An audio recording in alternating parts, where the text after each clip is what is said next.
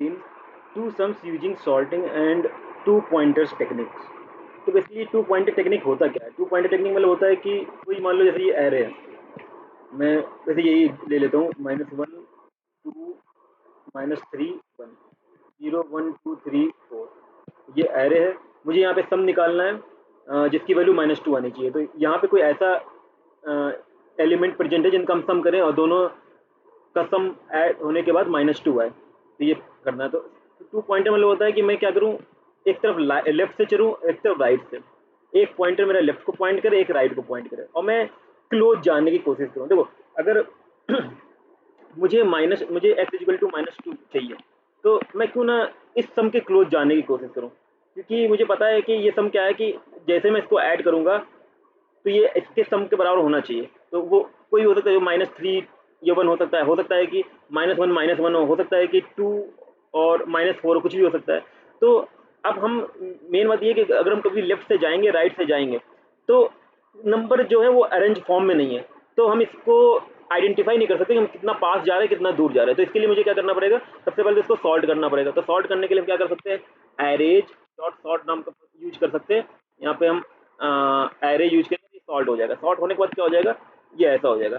सबसे पहले सबसे छोटा नंबर क्या होगा, -3, फिर -1, फिर 0, फिर 1 2।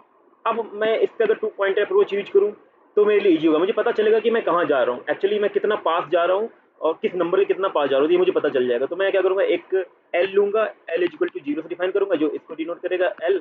और एक मैं आर लूंगा जो होगा एर डॉट लेंथ -1, तो ये हो जाएगा, इसको डिनोट करेगा। तो मैं क्या करूंगा, एक एक करके मैं चेक करूंगा। सबसे पहले मैं मुझे क्या करना, मैं तीन कंडीशन लगाऊंगा। अब इफ अगर मेरा क्या हो, एर of L plus arr of R equal to 0 अगर हो जाता है, तो जाहिर सी बात मुझे क्या करना है, रिटर्न करना। अगर इक्वल टू एक्स, जीरो नहीं एक्स, तो अगर इक्वल टू एक्स हो जाता है तो मुझे करना डायरेक्टली क्या करना है, सिर्फ रिटर्न करना है, ज़्यादा कुछ करना नहीं है। सेकेंड पार्ट में क्या करना है, अगर मेरा इक्वल नहीं होता है, मान लो मैं -3 और 2 को जोड़ दूँ, या -1 हो रहा है, लेकिन मेरा सम कितना है, -2 है, तो मुझे ये देखना पड़ेगा मैं सम के कितना पास जाऊँ, सम कितना पास में जाऊँ कि मुझे उसका दोनों एलिमेंट मिले।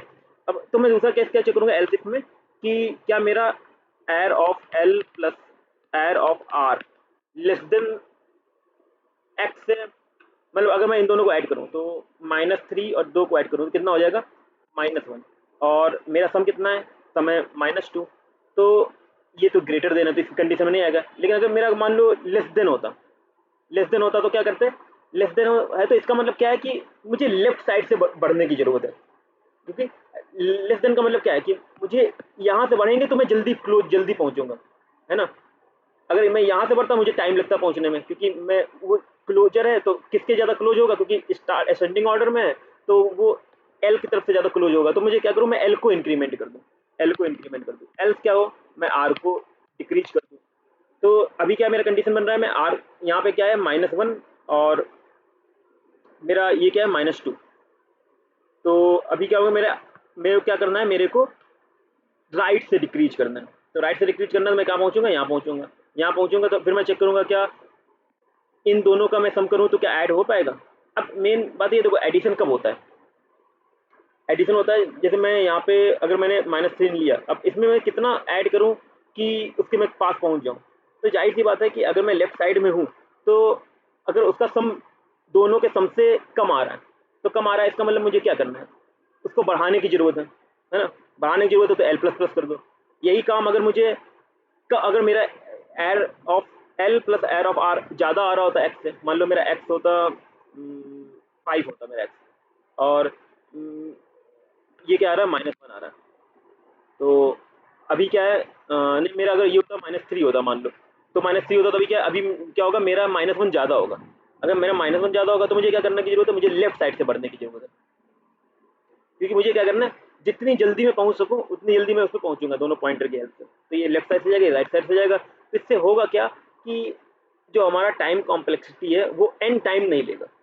यहाँ पे जो इसकी टाइम कॉम्प्लेक्सिटी होगी वो लॉग एन होगी, क्योंकि मैं क्या कर रहा हूँ, यहाँ पे उसके पास जाने की कोशिश कर रहा हूँ। तो यहाँ पे इसकी टाइम कॉम्प्लेक्सिटी क्या हो जाएगी, लॉग एन। अगर मेरा सम ज़्यादा है तो उसको डिक्रीज करो, अगर मेरा सम कम है तो उसको इंक्रीज करो।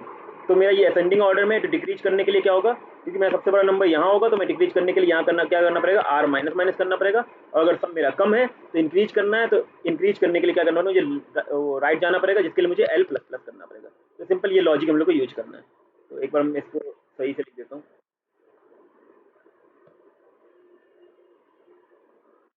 पहला कंडीशन, अगर arr of L plus arr of R equal to zero X है तो रिटर्न ट्रू करना है। Else arr of L plus arr of R मेरा लेस देन एक्स है, कम है। अगर मेरा जो सम है वो कम आ रहा है किससे, एक्स से, तो इसको क्या करने की जरूरत है, इसको इंक्रीज करने की जरूरत है। इंक्रीज करने की जरूरत है तो मुझे क्या करना पड़ेगा, यहाँ जाना पड़ेगा, एल प्लस प्लस करना पड़ेगा, एल प्लस प्लस। यही काम एल्स में। अब एल्स में क्या होगा कि ये इंक्रीज, जो arr of L plus arr of R होगा वो एक्स से बड़ा होगा, एक्स से बड़ा होगा तो डिक्रीज करने की जरूरत है मुझे, तो मुझे क्या करना पड़ेगा, इधर जाना पड़ेगा। तो मैं उसके पास जा रहा हूँ, जैसे उसके पास जाऊँगा मिल जाएगा, नहीं मिलना होगा तो ये दोनों आपस में जाएंगे, पहले यहाँ जाएंगे, यहाँ जाएंगे, यहाँ जाएंगे, यहाँ जाएंगे, यहाँ भी जाएंगे। अगर तब भी नहीं मिलेगा तो क्या कर देगा, इस वाइल लूप से बाहर निकल आएंगे। और ये वाइल लूप कब तक चलेगा मेरा, एल लेस देन आर तक वाइल लूप से बाहर निकल आएंगे और रिटर्न कर देंगे फॉल्स। तो ये कंडीशन हम लोग को यूज करना है, इसको हम लोग कोड में करके देखते हैं। तो सबसे पहले मैंने क्या किया, इसको पास किया एरे और एक्स को इस फंक्शन में, यहाँ पे इसको स्टोर किया है। सबसे पहले मैंने सॉर्ट किया, क्योंकि हम 2 पॉइंटर अप्रोच हमेशा यूज कर सकते हैं तो सॉर्टिंग ऑर्डर पे। तो सबसे पहले मुझे क्या करना पड़ेगा, इसको सॉर्ट करना पड़ेगा। तो मैंने इसको सॉर्ट किया, तो इसकी टाइम कॉम्प्लेक्सिटी n होती है सॉर्ट करने की। तो ये फिर int L equal to 0 R, ये वाइल लूप चलाया, यहाँ पे कंडीशन लिखा गया एक्स के बराबर होता है तो वो रिटर्न कर दे। अब यहाँ पे मैं आई और एल और आर नहीं प्रिंट करा सकता, क्योंकि कौन से पोजीशन पे मैं ऐड करूँ तो -2 आ रहा है, क्योंकि क्या कर दिया मैंने इसको सॉर्ट कर दिया। सॉर्ट कर दिया तो एरे अब क्या हो गया, अब डिस्टर्ब हो गया, एरे के जो इंडेक्स हैं वो अब चेंज हो गए। तो मैं यहाँ पे नंबर प्रिंट करा सकता हूँ कि कौन सा नंबर को ऐड करने पे -2 आएगा, लेकिन यहाँ पे मैं चाहूँ इंडेक्स प्रिंट कराना, तो इंडेक्स नहीं प्रिंट, क्योंकि इंडेक्स चेंज हो चुके, अब एरे सॉर्ट हुआ है तो इंडेक्स जो पहले थे वो अब पहले जैसे नहीं रहे। लेकिन यहाँ पे मुझे, मेरा जो मोटिव है वो ये है कि मुझे ये फाइंड करना है कि जो 2 नंबर का समय वो प्रेजेंट है कि नहीं है एरे में, तो वो हम काम कर पाएंगे यहाँ पे ट्रू और फॉल्स करके। तो अगर मैच करता है ट्रू कर देंगे, एलसीएम में अगर एल प्लस एर आर लेस देन एक्स है, इसका मतलब है कि जो हमारा सम है वो इन एल और आर का जो सम है वो ओरिजिनल जो हमें सम लाना उससे कम है। तो हमें क्या करना पड़ेगा, हमें इसको इंक्रीज करना पड़ेगा, मतलब एल प्लस प्लस करना पड़ेगा, नहीं तो फिर आर माइनस माइनस करना पड़ेगा। और अदरवाइज फॉल्स, अगर ये वाइल लूप के अंदर ये रिटर्न ट्रू नहीं करता है तो ये फॉल्स कर देगा। तो यहाँ पे आ रहा है फर्स्ट नंबर -3, सेकंड नंबर -1, तो -3 1 को करेंगे तो -2 आ जाएगा, तो ये ट्रू आ गया। तो इस तरह से इस प्रॉब्लम को सॉल्व करेंगे। इसकी टाइम कॉम्प्लेक्सिटी, क्योंकि हमने यहाँ पे 2 पॉइंटर अप्रोच यूज किया है, तो या इसकी जो टाइम कॉम्प्लेक्सिटी वो log n होगी, और मैंने एरे सॉर्ट यूज किया जिसकी n होगी, तो इसकी टाइम कॉम्प्लेक्सिटी टोटल हो जाती है n log n। इसकी टाइम कॉम्प्लेक्सिटी हो जाएगी n log n, क्योंकि पहले मैंने ब्रूट फोर्स अप्रोच यूज किया था, n स्क्वायर इससे बेटर है। Thank you.